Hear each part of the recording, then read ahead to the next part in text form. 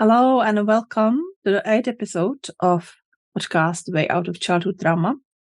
I am the Barb Smith-Vaklova from Your Step Counseling with the program Trauma Response Reprogramming, and here with me is the Daniela Mada from Mind Freedom Therapy. And our today topic, it's very serious, but we want to make it almost as kind of like mastermind or some kind of really info for people. Because our today's topic it's related to the violence witnessed by children, and we hear it in the news often about shooting or stabbing in schools or violence in schools or in an environment where our children. And I'm personally very horrified every time when I hear that, and it's why we decided to make this episode on topic how to help children. So I would want to ask Lela, like, what is your how you see these moments when children witnessing or are part of the violence events in their life?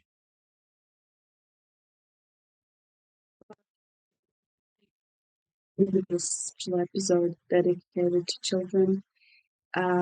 It is really very sad to see how children feel when they experience traumatic events like terrorism, man-made disasters, war, shootings, global pandemic, or natural disasters. And they feel affected in a very profound way because they lose this feeling of safety, and especially when they experience mass shootings at school, they lose the feeling that school is a safe place. And when they go back home and they have kids at home, they also don't find a safe place there. So children are in a very, very high risk of potential thinking about suicide, or they turn to drugs or high risk behaviors. Depending, of course, on their age, they respond differently in elementary schools and adolescence. But they do feel guilt. They might feel survival guilt because they have survived certain crises and their neighbors or friends or relatives, family members haven't. So they feel a lot of anxiety. They have problems with concentrating, problems with sleeping, with nightmares, and they startle easily, which is also a significant symptom that they have experienced trauma. And sometimes they don't want to discuss about trauma with their parents. And on other occasions, they're talking to everyone because they're so frightened, and they're trying to find someone who can give them empathy, compassion, and reassure them that this world can be a safe place again. So I think that child's stress means that reactions to trauma interfere with their daily life, their ability to function and to interact with other people. In general, the symptoms can develop gradually, slowly, or the symptoms can be invisible. That's why many caregivers, parents, grandparents, teachers need help, and we should provide them with that help or advice. And I'm very happy that today we can share some fundamental information about how to handle the crisis and emergency situations. And I would also love to hear your opinion about this topic, Barb. Yeah, I think that it's very important to go to the beginning, what is actually happening in that event. And we often speak about trauma, but trauma itself, it's a reaction on the event. It's not that event itself, what happened to the child, but how the child processed it, how the child or adult dealt with that. And when it's any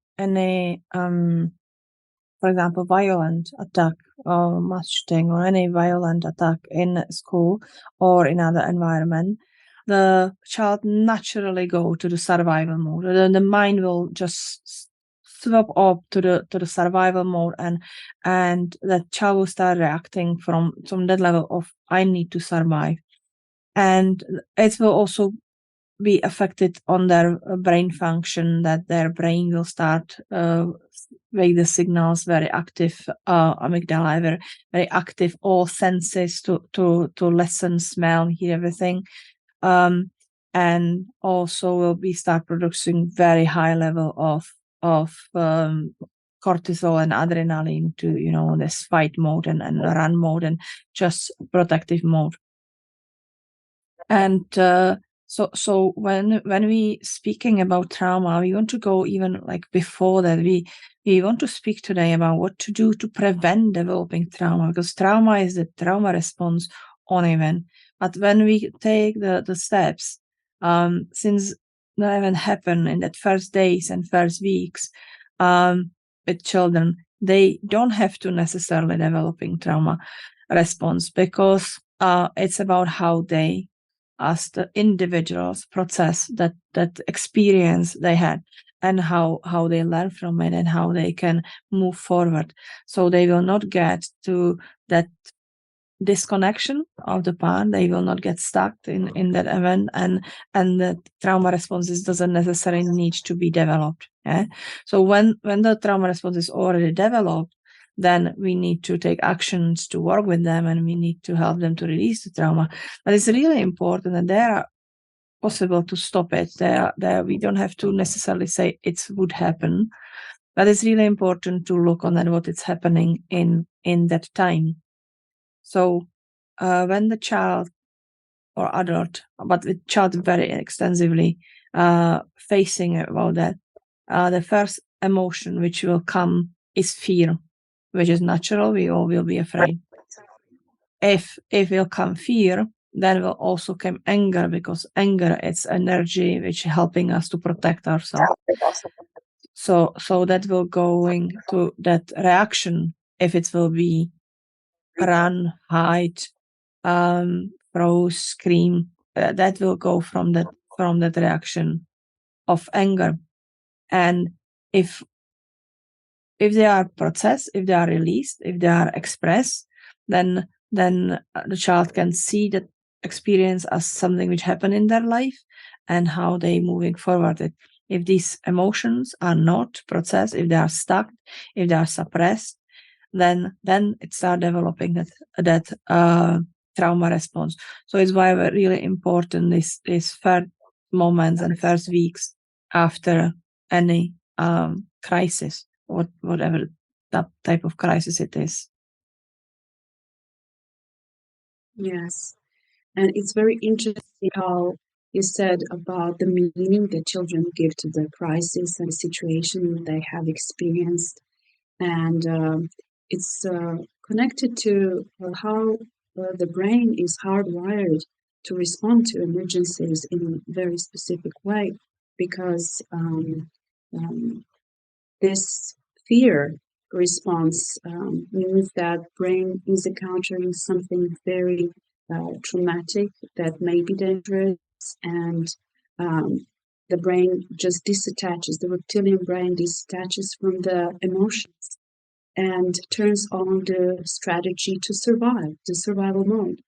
And they feel this flight or fight response. So the body releases biological molecules that change things in the body as well. And they also feel increased heart rate, sweating, hyperfocus, and the hyperfocus of the attention. And among the most significant changes, several parts of the cortex begin to shut down. The frontal lobe goes first, affecting our functions and the ability to plan, to judge, to process problems, and to verbalize. So kids cannot process the language, and when we speak to them, when we tell them, give them kind of advice or information what to do, they don't listen because they cannot process what we're saying to them. And when we ask them, how do you feel? Talk to me. What is your name? Tell me where you are. How old are you? What is the day today?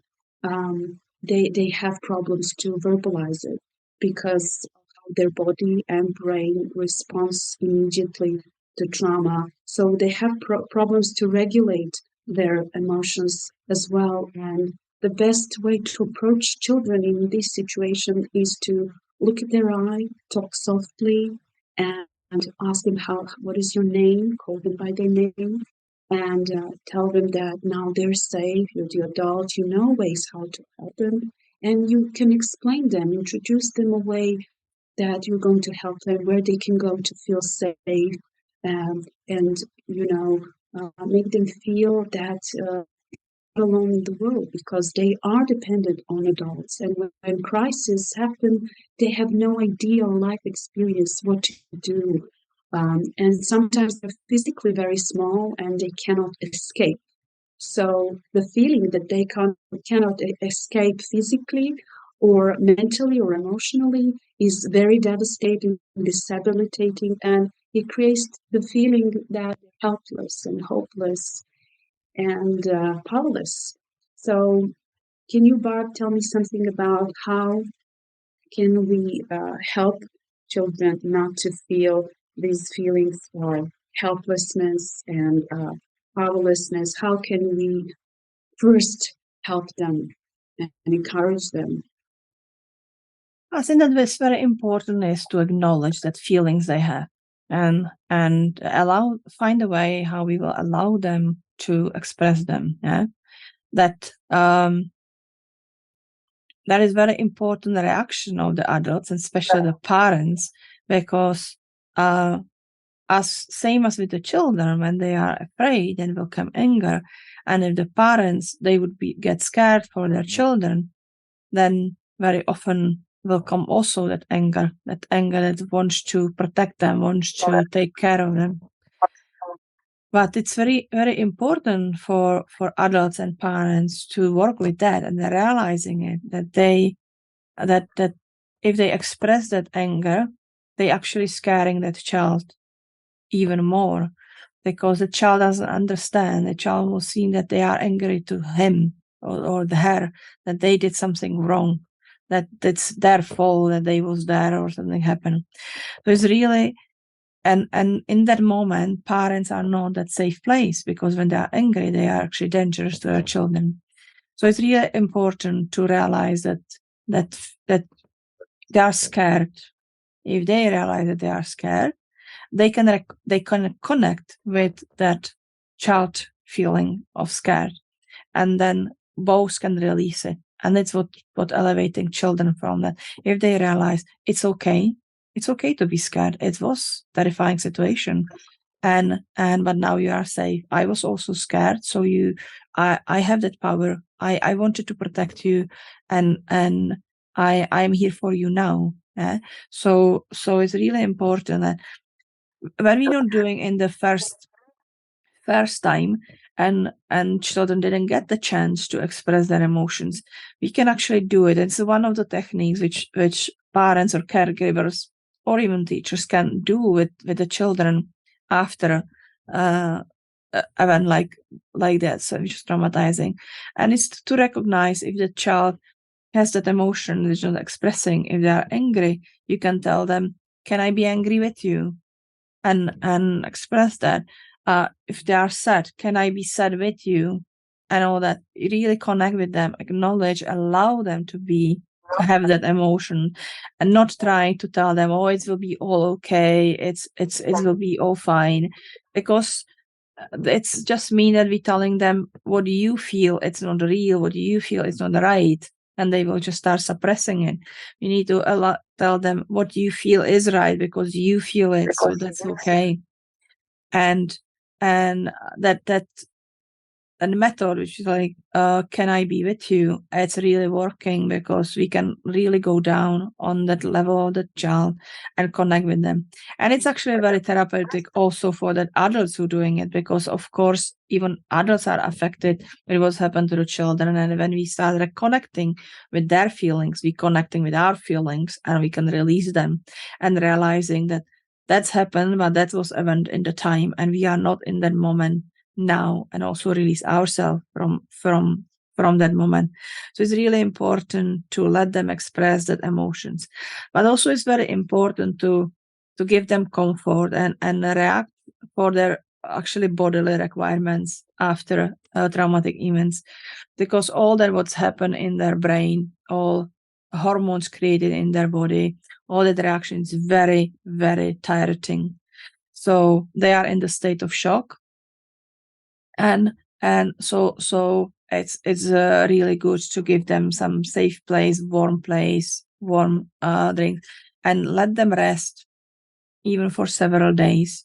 Just let them be, not force them to some routine, not force them to do something they don't want to, because they are exhausted. They are really very tired because their body was flushed with very high level of hormones. And we can compare it to, like, if you will go and run the marathon without being trained to be marathon runner, and you will just go and run the marathon, how exhausted that child is. And that's also important in that care for them, the realization that they have the right to feel weak, right to be tired, and not start putting any labels on or you should be stronger, or you should be that. No, allow them to actually be children and process it. They didn't deserve to go through that. They didn't wanted to go through that. They got to that situation, but by not own choice, and we need to give them chance to actually recover and process it. So so that's important. What would be your tip, Lala, for parents, what they could do with the children to help them? I think one very important aspect after crisis happens in a community is that parents should reduce exposure to media and the news about the disaster, because it is traumatizing the children again. They're reliving the events and the trauma as if it's happening right now, and their body responds in the same way. So parents should actually encourage their children to ask questions about what happened, why it happened, and the parents should explain them what was on the news and what is the truth and what is not, and to reduce this exposure because it's harmful. And very often, children suffer through smaller but equally devastating emergencies, like bullying at school and community violence, racial violence, and it is very important to acknowledge that kids can have a lot of trauma, and they hide it from their parents because they don't want to worry their parents. And parents should also expect that after a crisis occurs, that children may experience the sense of loss of security and routine. So this comes from the sense of permanency, gives them the belief that they are safe and good when they have a routine. But when they lose this, it's common that children just want to be by themselves, and they're asking themselves about the world they knew and the world that was once safe place, but it's not anymore. So disasters can also increase family conflict, family violence, arguing, and also mental health problems, substance abuse, alcohol, drugs. And parents should be aware of this. And even the children who are not directly impacted by the crisis, like school shooting, natural disasters, terrorism, can also be afraid and feel this fear because it is because of the media exposure. It's available online. They can get information very easily, and parents should work with their children at home, because if children feel neglected at home, if they feel that they don't have a voice, that they're not seen or heard, they're gonna, be very disappointed, and they're not going to want to uh, talk to anyone else outside of the home, because they will think, if my parents don't love me enough, help me, how could I trust anyone else, like teacher, caregivers, neighbors or grandparents? And sometimes kids have problems to verbalize and explain their experience of trauma. And depending on their age, if they're adolescents or elementary school or younger age, um, parents can encourage their kids to express themselves creatively about their trauma. And sometimes children will disassociate from trauma. When you tell them to paint the traumatic event, they're going to paint something beautiful because they're disassociated and they have created a safe place in their mind. Uh, you can uh, you can encourage your children to use drawing, painting, sculpt with clay, depending on their age.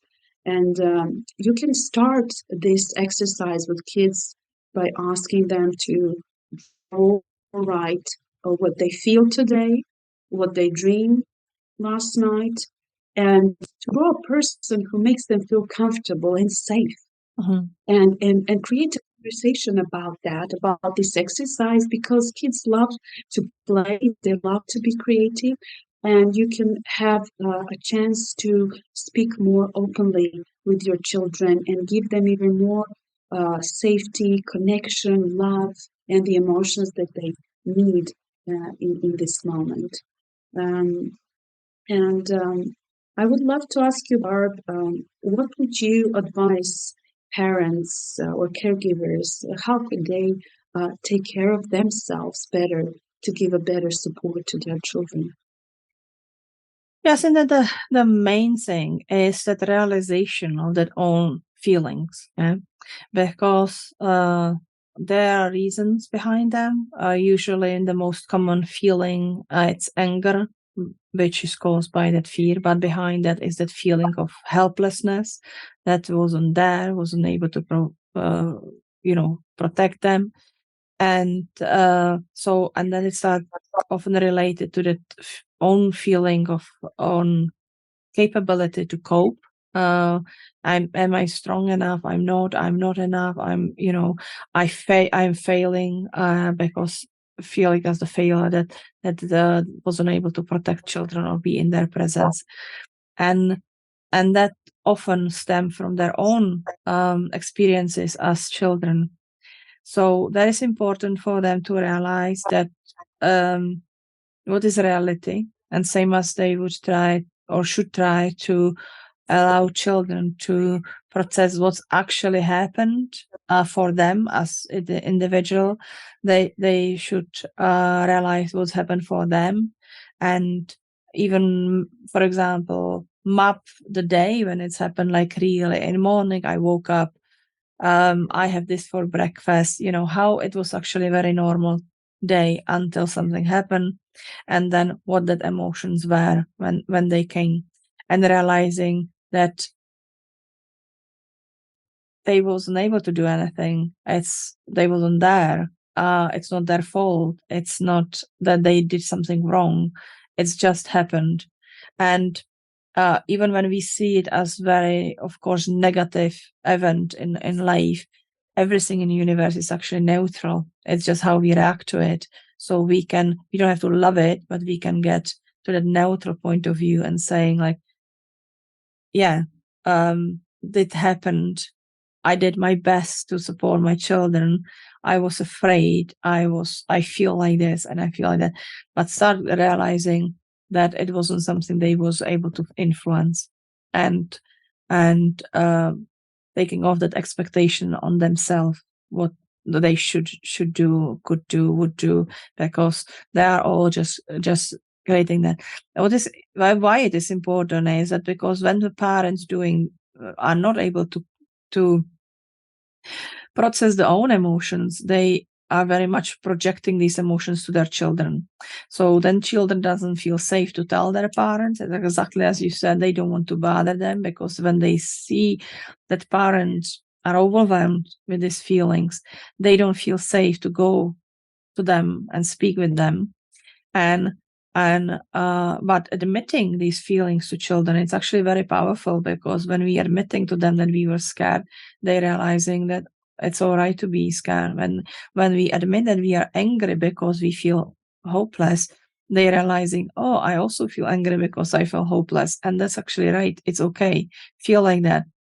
So then they can process it. In the moment when parents staying in these emotions, they disconnecting from that emotions from children, and they don't feel safe. Sometimes parents would say, oh, my child coping with it very well. They are quiet and they are not speaking about that. It didn't affect them. So I would just want to warn parents that if your child not speaking about traumatic event that happened and seems like, oh, that's act like normal, that's not healthy reaction. It's just mean that the child disconnected from what's happening, and in that case, you would really should make a conscious effort to make the child to process it or seek professional help, because that's just mean that the child suppress it. That's just mean that they put it down, because even if the child is brave, courageous, and it's deal with that nice, they would speak about that. They would say that they feel brave. They would say that they feel that they cope well, and that they are happy that they survive and stuff like that, or they would admit that they was afraid, but they was brave and went through it. So if the child not speaking about events, it's actually a very warning sign that the child it's dissociating. But also Yes.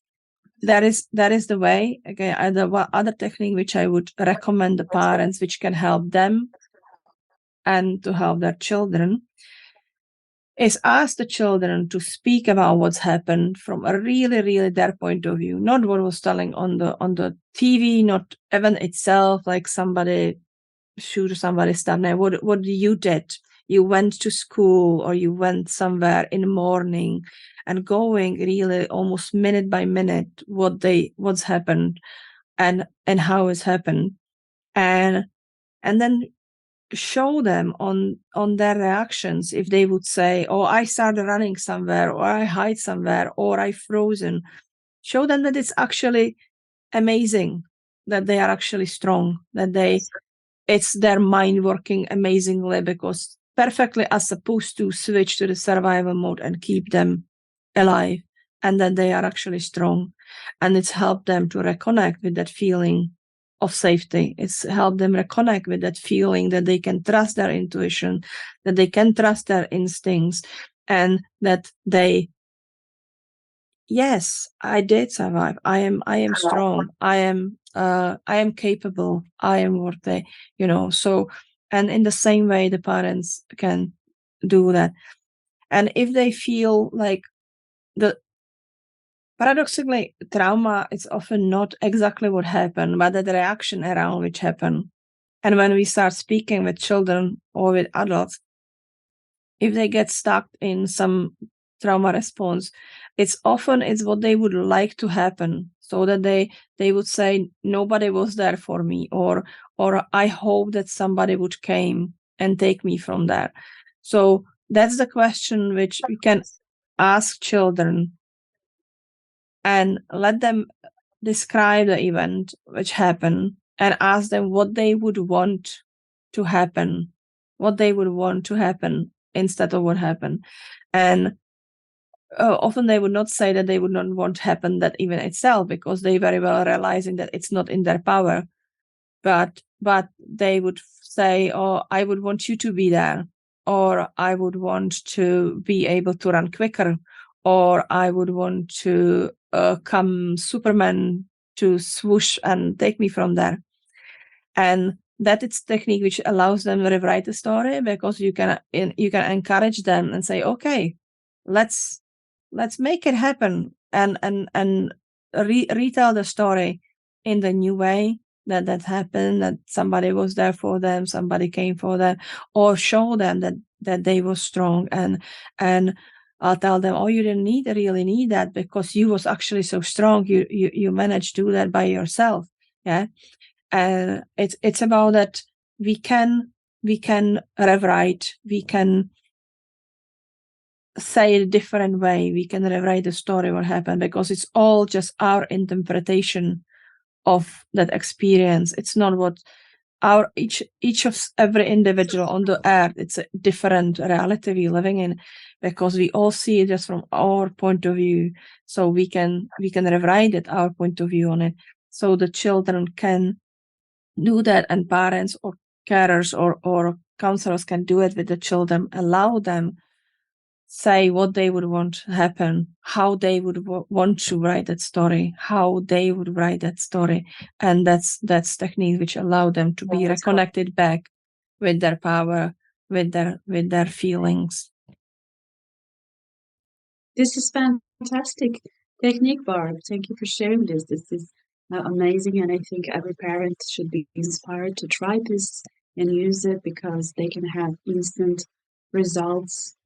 And one of the things that parents do when they see that their child is behaving differently after experiencing trauma, they always say, "What is wrong with you, child? Why do you behave like this? Why are you not like your brother or someone from school? And what is wrong with you?" They insist that something's wrong with the child, and the child feels even more different and even more alone, and they avoid going places where trauma happened. They avoid talking about this and sharing with parents, and they can go into risk-taking behaviors, or developing eating disorders, using and abusing drugs, or engage in um, self-harming behavior. So, a good way of turning this around, what is wrong with you, should be, what happened to you? You should ask yourself, what happened to my child? Because my child is changed. His behavior is changed. My child is no longer smiling, doesn't have happiness, doesn't play like it used to. So yeah, I have listened very carefully about when you said, Barb, that you have mentioned the emotion of anger. And when, people experience something like this, they don't have power, they don't have control, they're hopeless, and they feel a lot of anger.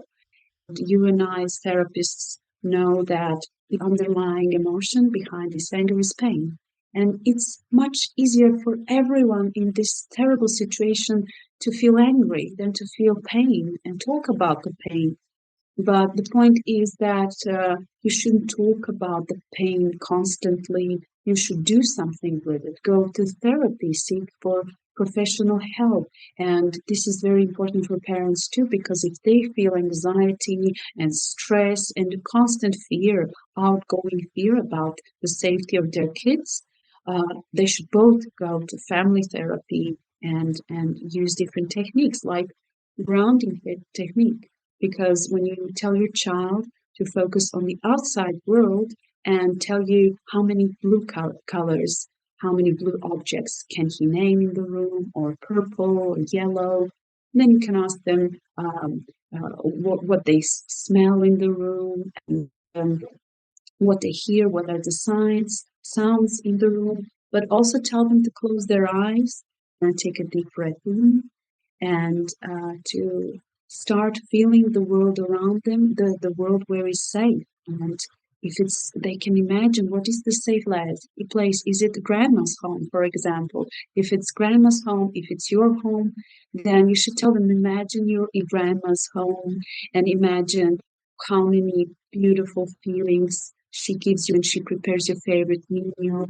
And this is how you just use this grounding technique to reduce the anxiety and fear, and help your child feel better immediately, because they're not going to be focused on their thoughts, the chaos, the anxiety. they will be focused on the outside world instead of the inside feelings, and you can help them feel calm and feel more safe.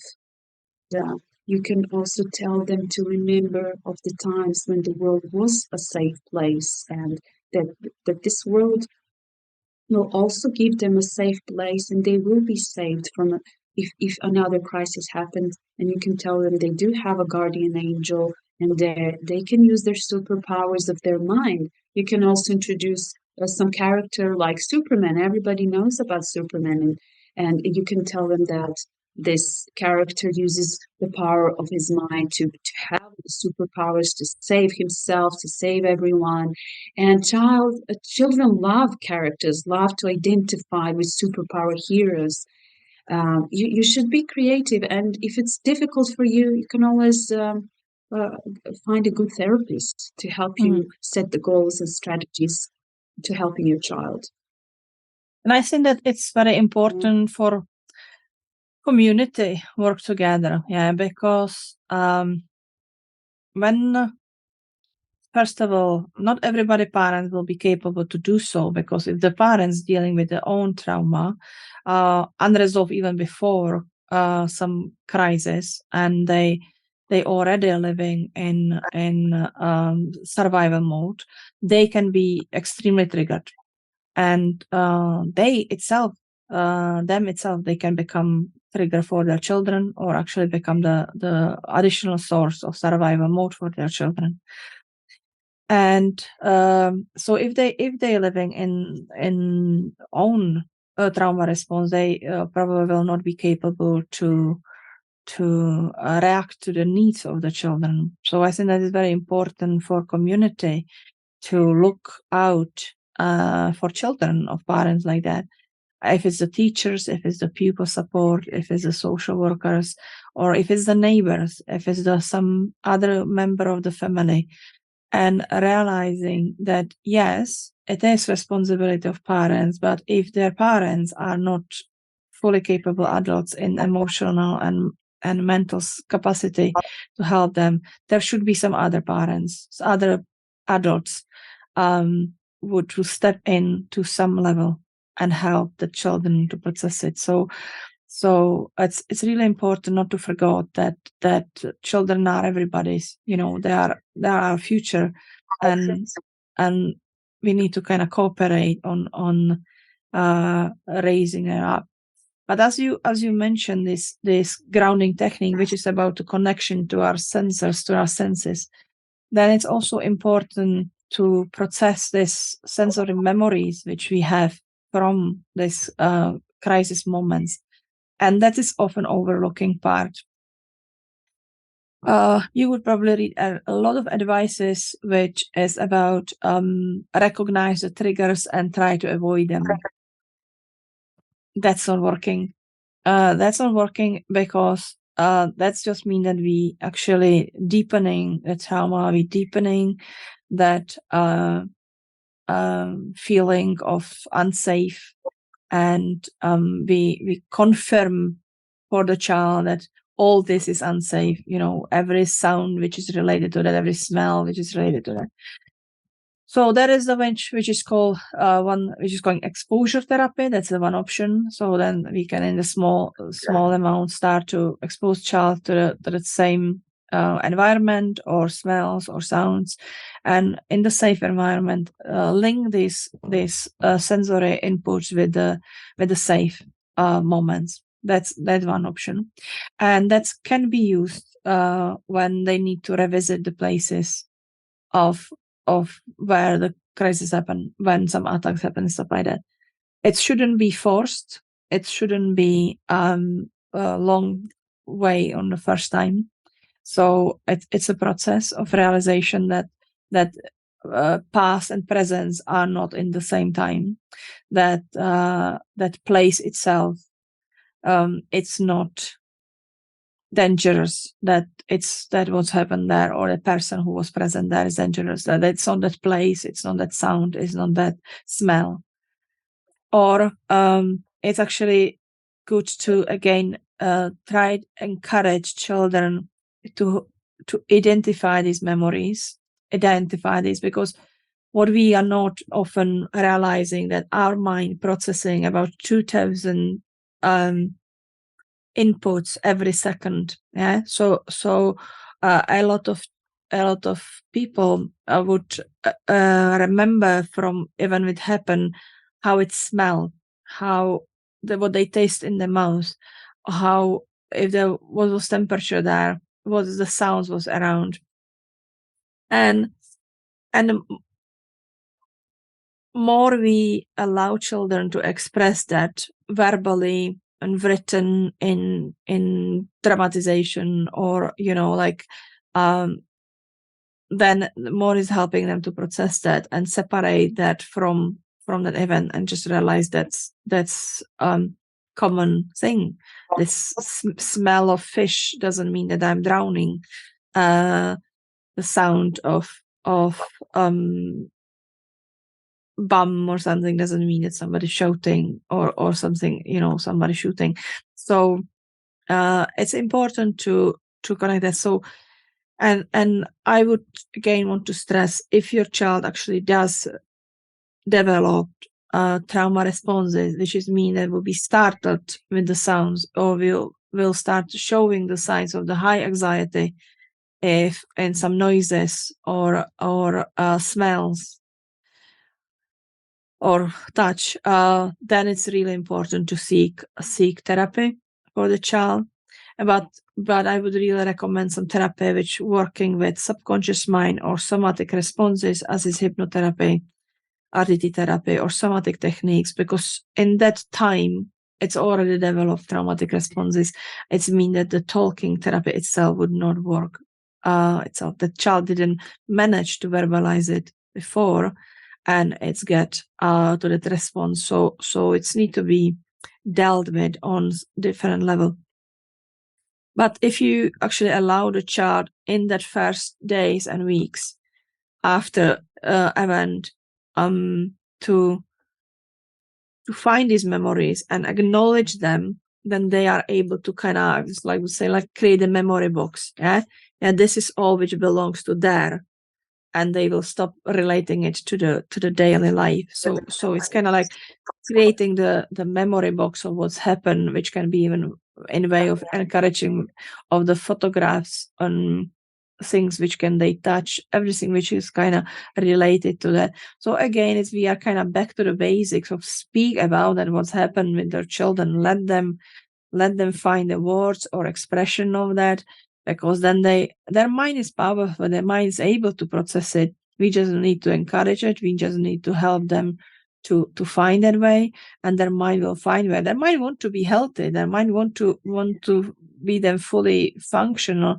And being in the survival mode is very exciting, very tiring for mind, for body. So when we give the mind the options how to release it, then mind will just jump for it. It's why that grounding technique or deep breathing working, because in that way we can even just tell children, just imagine that with every exhale, all that fear or anxiety or anger going out, and you breathing out like dragon the fire or red stem or something, and you just breathe it out. And mind would do that, because mind don't want it in body. Mind want it out because it's very heavy feeling. So and children have the great imagination, and all these suggestions you have a lot about, introduce some character which can help them. That's great advice, because they can relate to it. They can imagine what it's mean to be strong. They can imagine that it's not needed be all the time, because the superheroes are not all the time. Superman is great example with that, because it's kind of normal guy, is it? Like Clark, it's just normal guy living his life, and become Superman when it's needed. And the children need to realize the same, that they are children, they are normal, they are fine, but they are capable to protect themselves or react correctly in the moment when it will be needed, when they would be in some situation like that, but they don't have to be in that mode all the time. Also, I would recommend one more technique for parents, and it is token of safety, I would call it, which could be sound, which could be music, or it can be actually something what the child carry with them, and it's very effective technique for children if we will take something, if it's the necklace, if it's the bracelet, if it's the pin on their backpack, they can very strongly relate it to the subject as the token of that they are protected, and they can create that belief very easily, like if I have this, I am safe. And or it can be a lullaby which you sing to them in evening, or a music box which they would have that feeling that the parent is there. And maybe you will do it 10 days, and after that, if you will put it on, your child will just fall asleep because they'll feel safe.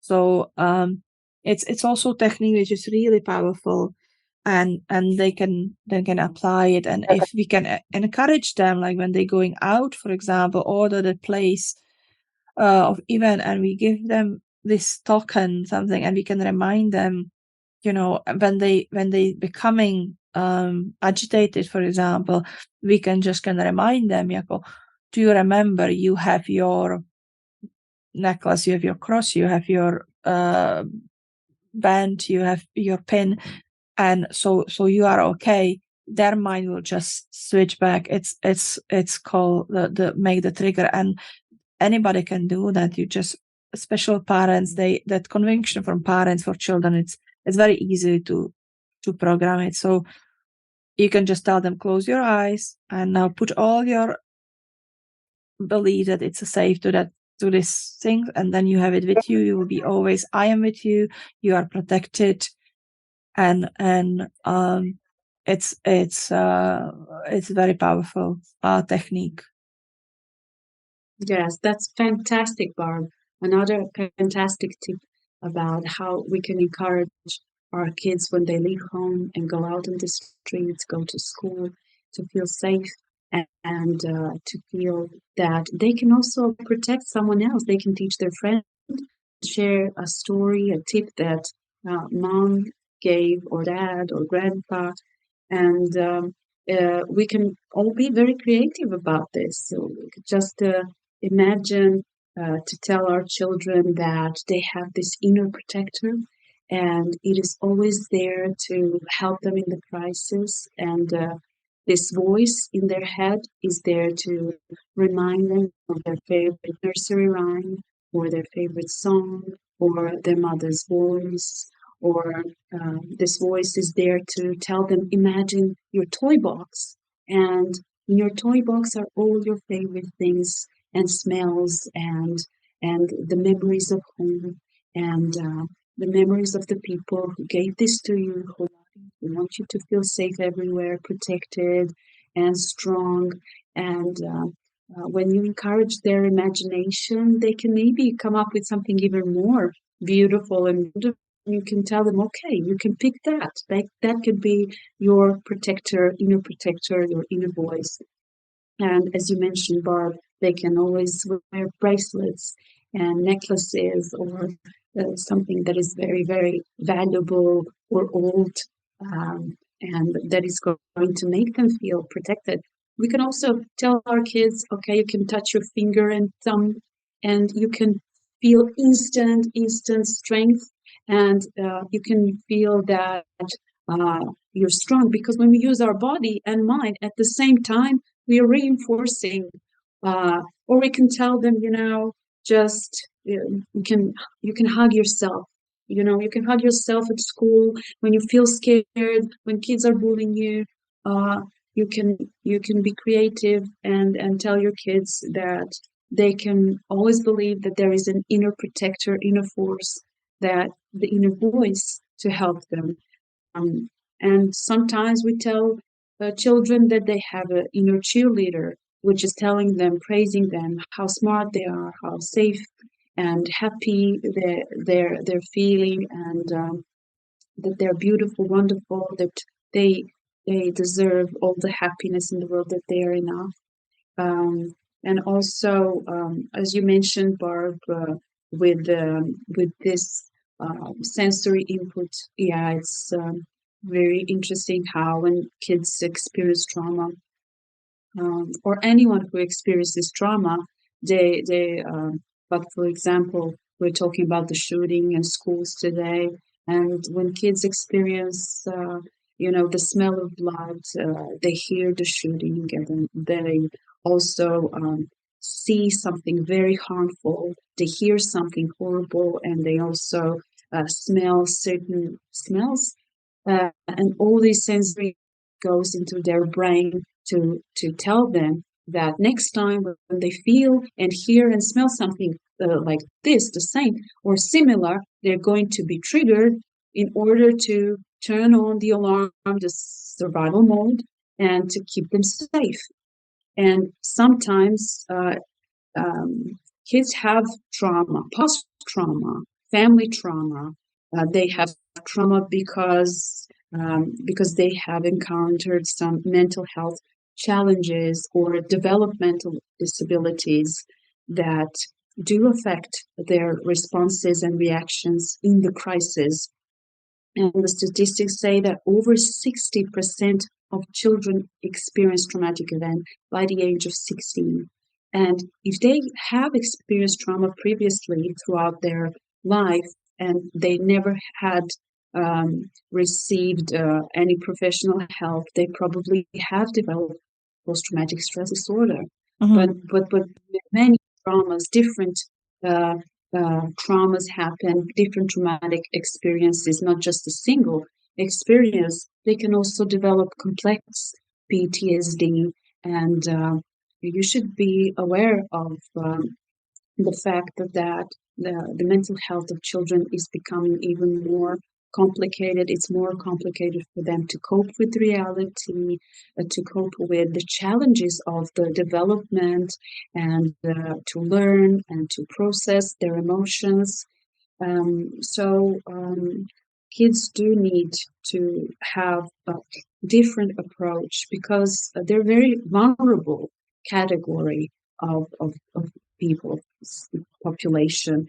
And as you mentioned, Barb, hypnotherapy is excellent way of doing therapy because we can access their subconscious mind, and the subconscious like a sponge. It is absorbing everything, every emotion, every experience, every feeling, every thought that we have created in our lives. And when we can access this sponge, we can access their entire life. It's amazing how we can find surprising things about the meanings and interpretations of trauma Mhm. or of bullying, or of anything they have experienced, like um, racial discrimination, or discriminated because of their weight, or discriminated of how they look, and also bullied, and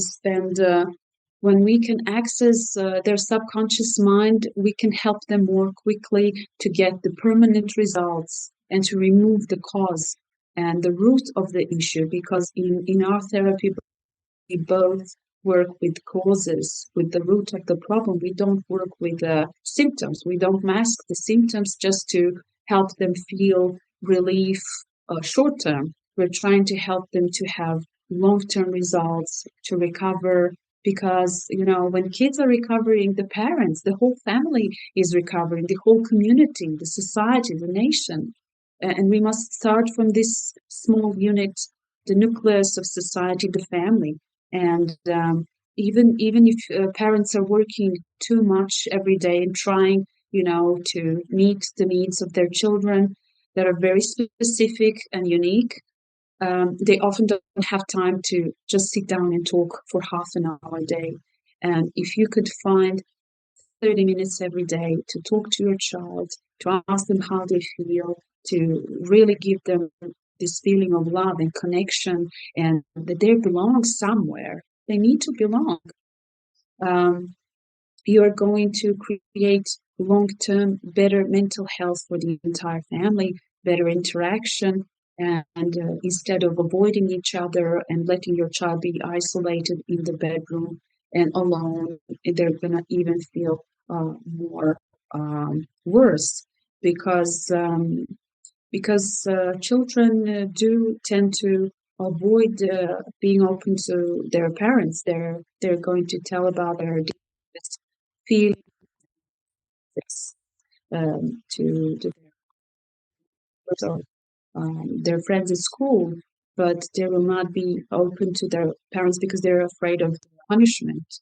They're afraid of being rejected, and it's very painful. That's why you need to create this feeling that you're constantly interested in their lives, that you're present there, that you want your child alive, and so you can feel more connected and more strong when you are interacting in a loving way, in a warm way, and yes.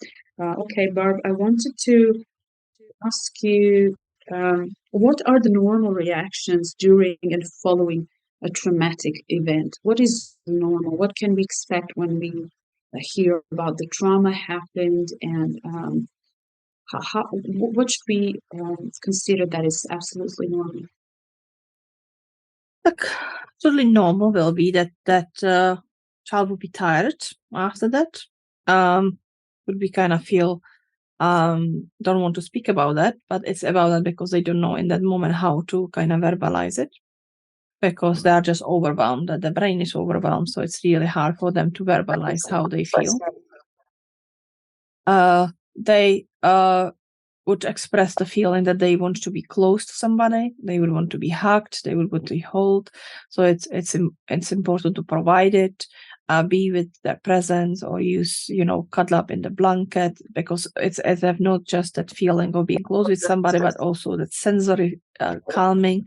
So like it's why paramedics would always put the blanket over somebody, because it's kind of like create a cocoon, it's kind of safe place. So and there can be natural reactions, would of course crying, or we said, also be angry and expressing in that. Then can be feeling they don't want to eat because it's just the body, it's exhausted really. So don't force them eat. It's about something sweet and fat. So even something which you would normally, you can maybe count as unhealthy, that's just fine, because they just need something which will be comforting and which will give them energy, because the body is up and mind. Our brain is the organ in the body which using the most of the sugar we have, and that if processing so hard, which is during traumatic events and after, they actually need the sugar. So even if they're refusing to eat, or allow them, offer them or make them eat something sweet, and with the fat. So if it will be hot cocoa or semolina porridge, something which will make them feel cared for, but it's not hard to digest. And I think that's a very natural reaction, is try to not go out in first moment, try to find that safe place. And if it's in their bedroom, if it's in the living room, it's wherever it is, it's important to allow them to find that feeling of the safe, and for sure calm with them, be more present with them. Very good techniques for it, it's calling cuddle time, and it's about it really like be with the child in, hugging them and on sofa or in their bed, which allow them to actually calm down physical body, calm down the mind, and it's they getting to that mode that they can start processing and verbalizing, and just let them, encourage them to do so.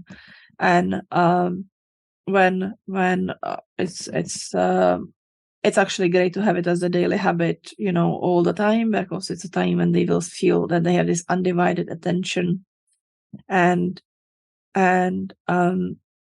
so they can be more quiet, they can be more angry and outburst, but important is not to punish them or not to telling them what's wrong with them or what's weird with them, but say, okay, let's be angry, okay, let's be sad, I'm seeing you, I hearing you, I acknowledging your feelings. And when we do that, it's that phase is no long, because it's a grieving process for everybody, and for children, that grieving of innocence, of they lost that innocence of childhood, of carelessness, and that, and so there will be the denial, anger, until acceptance, and we need to allow them to do that. And it's important to realize that they're growing, and encourage them to that, because often also reaction, it's becoming smaller, like kind of start acting as the younger age, start acting smaller, and because it's that desire to be protected, it's that memory of when I was smaller, I was protected by parents, I was carried in the baby carrier, and that was great because I was safe. So it's important to encourage them to realize their age, and really show them how amazing that they are at that age, and how powerful they are in that age, and what actually allowing to be that age, what it means. So sometimes it's about saying, okay, sometimes you would even ask them, and they would say that they are smaller, or encourage them proudly, say, oh, I am 7, I am 13, but sometimes they would say, oh, I would like to be 6, or I would like to be 4, because that was, I feel safer in that time. So it's important to realize that these reactions are that desire to feel safe, and find a way to provide it, and realize that they can feel safe, that they can, that just because they are the age they are, it's not different. It's if it's the right way done, it's easier not to develop a trauma response for younger children, because their brain have a huge neuroplasticity and can adapt very easily. We allow them to express that emotions, if we allow them to process that and reconnect with the inner strengths, then they don't have to develop trauma responses. It's trickier with the teenagers, in the way that they often already the disconnect of trust with the parents to sharing their emotion with the parents, and that expectation, what the reaction would be, like I would be told that I am weak, or I would be told that I should be brave, I would be told that I should just suck it up, or I would be told that I should, and they are able to create like thousands should in their mind. Why they not? But that's actually make it worse. That deepening that issue, and they often destroy themselves. So that is really important to realize that, and work on the change, work on that, find that connection, and that it's really important about it, admitting that own feelings, because especially in that age 12 and higher, they would see the parents as they who cope, as they strong, and that, and they would have feeling that they're failing. They would have feeling I should be strong as them. I should be so composed as they are. So on one side, be composed and be that safe space for them to some level. It's useful, and it needs to be in that first moment, understand me.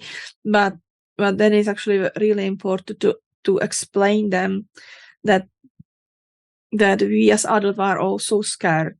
That being brave and courageous doesn't mean lack of fear. That it's just willingness to face it, and to allow them to realize that they still have the right to feel scared, that we also feel scared, and that's that's natural reactions are tiredness, silence, distance, this way of allowing space to process. So give attention, but not too much also, like not force child to do something or not force them to activities they don't want to do, because it just means that they will start shutting out even more. So, yeah. Yes. And parents should also be aware that after traumatic events, children feel a lot of stress, and they can be clingy to adults. They can be very, very scared to be away from their parents. They can also feel the anxiety of separation from their parents, and they don't want their parents to go anywhere without them, to go to work. And many parents do give up their work to stay home and be with their kids, and to just help them and take care of them, and take care of their needs. And as you said, Barb, there is a scale of grieving, now to acceptance, and it is a process, and the time will not heal the wounds, but the kids will learn, as the adults do, that they're just going to accept and live with it for the rest of their lives. But as you mentioned, neuroplasticity is a fantastic uh, science tool that helps brain to create new neural pathways. And with the power of repetition, the brain can learn that world can be a happy place, a safe place, that kids could grow up and have a happy home and a happy family, and they will get married one day, have a great job, they will make their dreams come true. And when you repeat that to your kids many, many times, it will like a song they learn, or something, material for school. Their brain will start to react differently because of the new neural pathways, new ways of thinking, and your child will start behaving differently because it expects to find connections, to find friends, to fall in love one day, and to go out and go to university and find a job, because they do eventually need to grow up and leave their own. You can't just expect your children to stay clingy and rely on you as a parent. Um, so repeatedly talking about uh, positive and good life and good expectations in future, and that reinforcing the idea that this child will always have you, will always have one person that gives you the feeling of belonging, connection, love, safety, is enough. Even if you're just a single parent, and even if your child only has you, if it doesn't have grandparents or father, if the child has only one person who really, really loves them, who is always there for them, it is enough to help them feel safe and give them a good foundation for future. And sometimes kids, just like parents or teachers at school, after the shootings happen, have this feeling that they didn't have a chance to say goodbye, or they didn't have a chance to tell them how much they love them and how much they mean to them. And it can be very painful, but there is a way out of this feeling. You don't have to feel like you are a prisoner of this feeling for the rest of your life, helpless, and feeling so powerless, because you will never have this closure. With the help of therapy, you can go through all 5 stages of grieving and loss, and you can really have a lot of improvement with the power of rapid transformation therapy and hypnosis, because it's creating really great results. Sometimes the results are immediate, and sometimes you need to wait a certain period of time to see the first results, depending on the issue. But as you said, Barb, talk therapy and accessing the problem from the cognitive perspective is going to require a lot of session, a lot of time, and for immediate help and releasing the anger and pain and the feelings of hopelessness and powerlessness and despair. There is a lot of despair. The best thing is to access the subconscious mind, and it's really safe. And you can expect just to be relaxed, incredibly relaxed, and feeling that you're going to sleep. So sometimes people have, very strange expectations about hypnosis and what is going to happen in the therapy session. But therapists have to explain them what can they expect, manage their expectations, and not be scared of this at all. And do you have some good points that you would like to share about this? Yeah, I think that this will be a topic of our next episode, because when I will start speaking, we will probably speak other hour. And I think that it's very important, and we will get to it the next week, and about that grieving process and how different that grieving process is after sudden feelings, and how it's actually different about grieving the children, which is that hardest part of it, and how different way grieving the children, teenagers and adults, because we all have different ways of processing the bereavement, and also kind of explain really the difference between bereavement, which is the natural process of mourning, and grief when it's stuck in some moment and we need help to move forward. So we will get back to it in the next episode when we will spend time on it, because I think that it's a very important topic related to this crisis moments and violent events which affecting the whole community, and how to get to that closure, or how to move forward in their life, how not get stuck in that grief, and what challenges it, and what techniques we can use to do so. But I would just want to say, on kind of the closure of this episode, that it's really important for everybody who working with the children affected by even tragic events or violent events to realize how hard it is for them to cope, what they're going through, and how their mind can be overwhelmed, and how they can switch to the survival mode. So it can affect their focus and concentration in school. It can affect their ability to learn new things and creating the new memories. It can affect their ability to express and recall. So it's really important to acknowledge that and adapt education to that, because more pressure, it's just make it more worse. They will just start feeling that they're failing, stuff like that. But it's possible to help them to release it. So we will speak about that next week and in some following episode.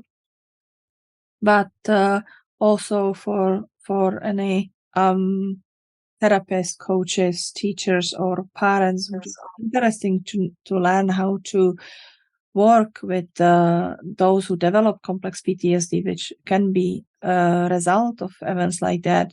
I will running the course in the end of the June, which is calling Complex PTSD for coaches and therapists.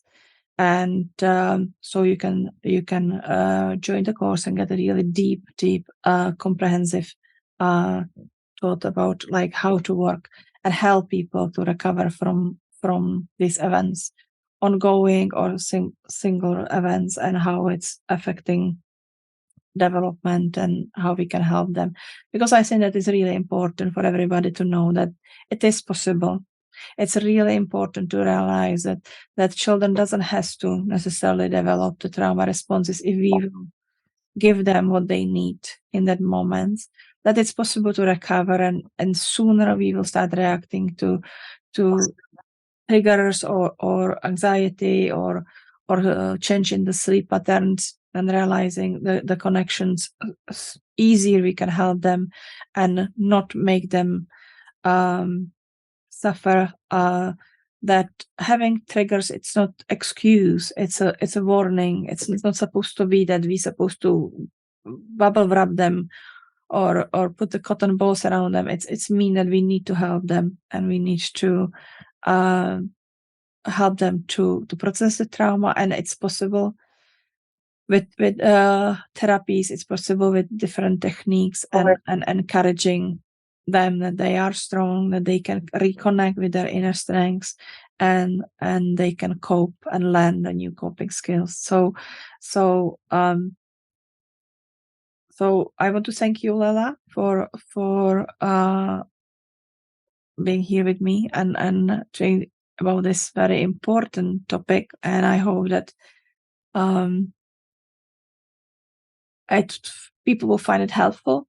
And if you would want to be notified about our next episode, please follow and like. I would ask people, if you like it, please like, so more people will get it, see by search what's working that way, that if somebody like it, that other people will see it. And if you feel that it was useful and you learned something from it, and we will looking to see you in the next week. So what will be your closing words, Lela, for our today's episode? Well, I would love to say that we would all need to believe that miracles are possible, and they're happening every day. And we probably have some beautiful story about survival and how we can help others feel hopeful and feel very excited about their recovery journey. And we should definitely encourage people to go through therapy and not judge anybody. And I'm really, really excited for our next episode, because we will cover many, many interesting aspects of experiencing trauma. And thank you so much, Barb, for this amazing opportunity to create, I think, one of the most important episodes we have created so far.